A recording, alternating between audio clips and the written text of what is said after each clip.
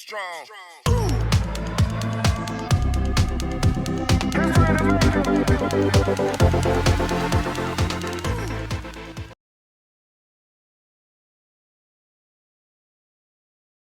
I go home and ask him, said, why don't we learn about money in school?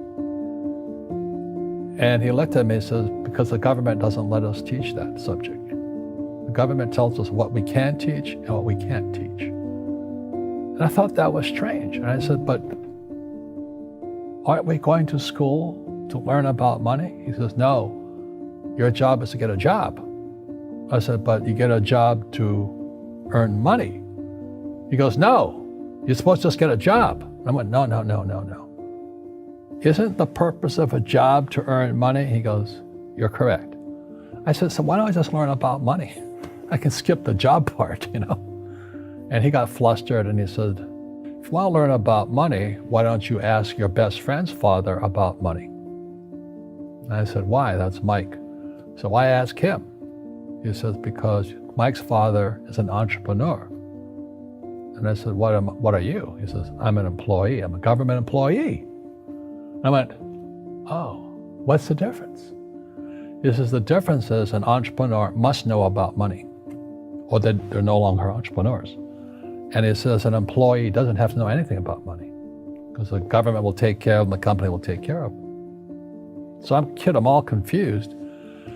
But I took my dad's advice and I trundled over to Mike's father's office and knocked on his door and I said, hey, I'm here, 9 years old. Teach me about money. He says, beat it, kid, you know. But that's where the story of Rich Dad, Poor Dad started.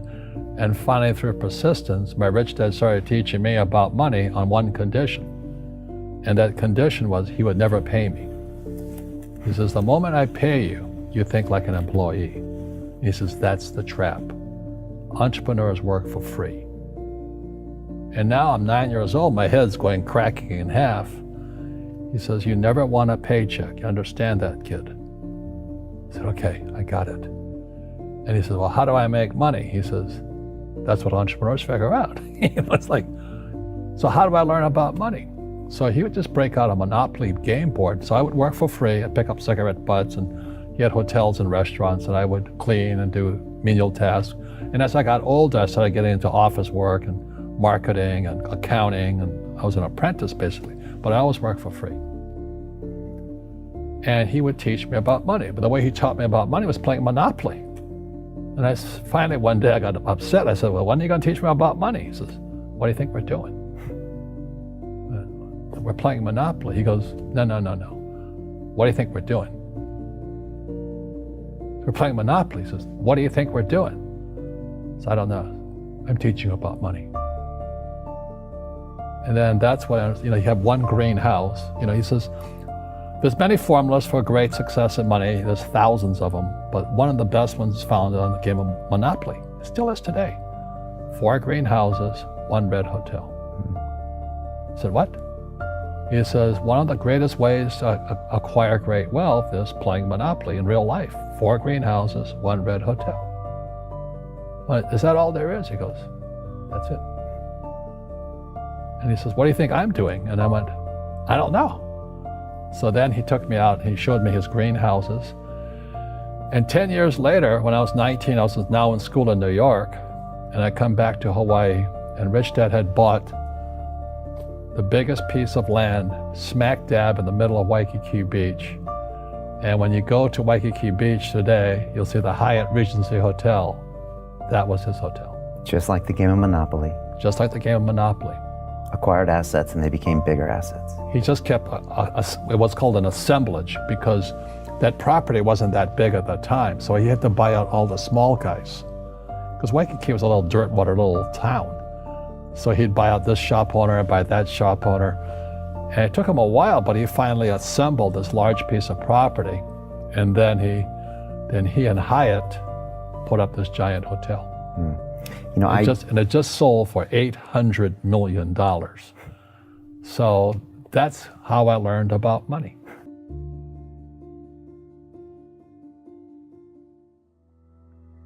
I've had financial crashes. I've had people stab me in the back, but they're all good because I grow from it. That's spirituality. Right. You know, people who are afraid of making mistakes, like they teach in school, they don't ever grow. Because spirituality is there's good and there's bad, there's right and there's wrong, there's up and there's down. Most people only want to be right, they only want to be positive. Well, you can't have that, that's not reality. Well, I wasn't poor by most people's standards, but I came from a family with a poor attitude, if you know what I mean. Because rich, poor, middle class, poverty starts with a fundamental attitude. Poverty is passed on. It's taught in your families. And middle class is taught in families. And so the people right now who are sitting at home, who are struggling financially or worried about money or unhappy, they may be making a lot of money, but unhappy with what they're doing, it was probably taught to you. You know, your super ego was taught, get a job, work hard, or you'll never be rich, or the rich are evil, or whatever. The school system will never teach you about money. The school system was designed to teach you to be an employee, which is important, or a doctor or a lawyer, a specialist, but never about money. And what most people lack is real business knowledge, like accounting, you know, like debt, like taxes. You got to know that stuff, but they don't teach it in school to anybody. So, and then when people ask me, how did your rich dad learn this when your poor dad, a PhD, didn't? And the answer is very simply, my rich dad, who's my best friend's father, his father died when he was 13. So his rich dad had this family business at 13 to run. So he had to drop out of school, which was his blessing. You know, there's blessings, and you know, sometimes the blessing doesn't look like a blessing, but it turned out to be a blessing. And then his teachers became his bookkeeper, his accountant, his attorney, his banker, his real estate agents. So he has what I call real teachers, not these fake teachers in school. You see, most teachers in school, they're out of ethics. They teach subjects they themselves don't practice. I asked the teacher, I said, you know, I'm in my third year of calculus now. It was called strength of materials.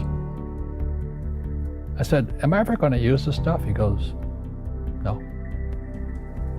You know, I said, why do you teach it?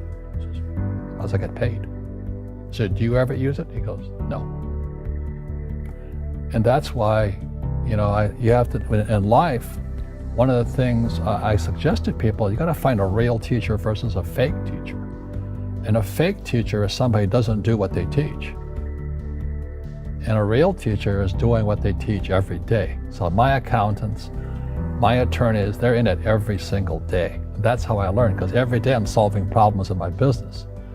So I have accountants and attorneys and bankers and all these people on speed dial because I'm solving problems with my team.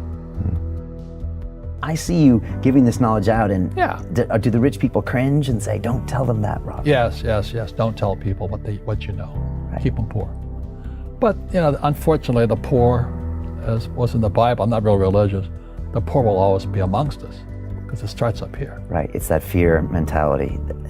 It's in their words, you know, and the words become flesh. Again, I'm not really religious. I flunked out of Sunday school also. But when they say I can't afford it or I can't do that, they go down. They become what they say. My PhD daddy says, what do you think I am, made of money? I can't afford that.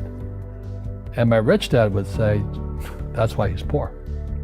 Poor people say, I can't afford it, I can't do that, I don't have time.